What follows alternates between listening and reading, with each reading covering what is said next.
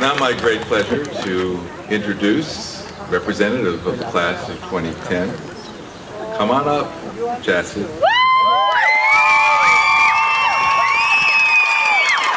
Has come a long way from Nanakuli to the law school, and then on to Washington as the Patsy Mink Fellow.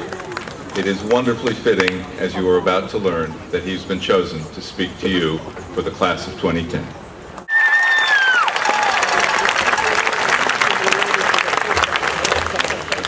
Thank you.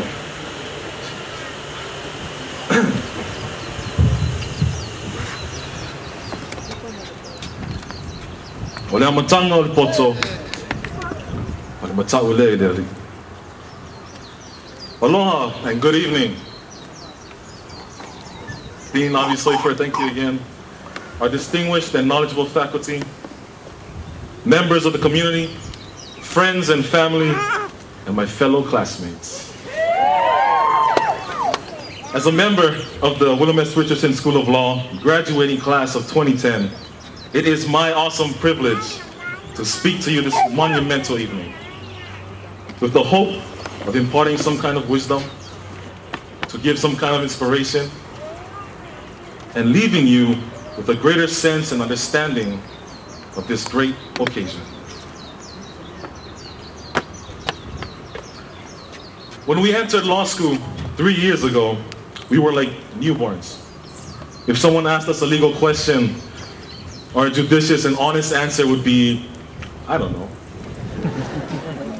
But now, with the great weight of 3 years of authority, we can look that person in the face and reply with a sagacious sigh, it depends.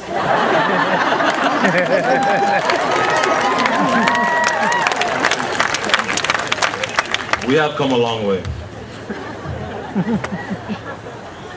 3 years have passed since we first placed our collective foot forward as bright-eyed one-owls, unaware and uneasy of what was to come.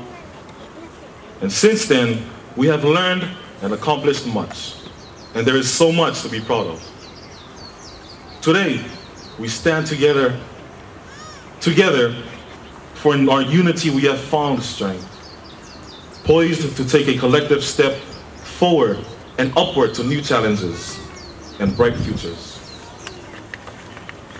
Each of us had a reason and a purpose for choosing and coming to this, as I know said, a world-class law school. And that reason was change. To change something we saw wrong with the world. And it was for that very purpose that this law school chose us. To transfigure the great talents, experience, and skills that we collectively share into pillars of strength within our communities. To effectuate the change that we can believe in.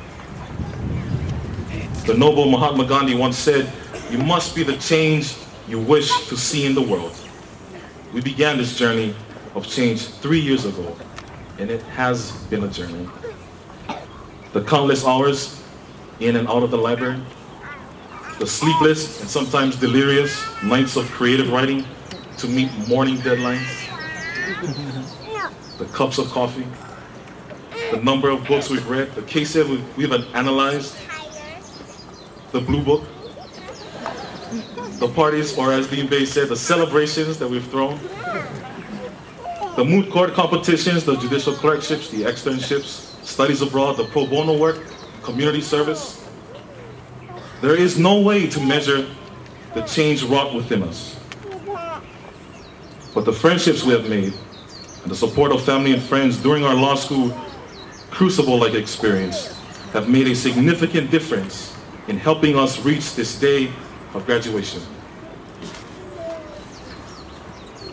The majority of the world wants to do good, but many just don't know how.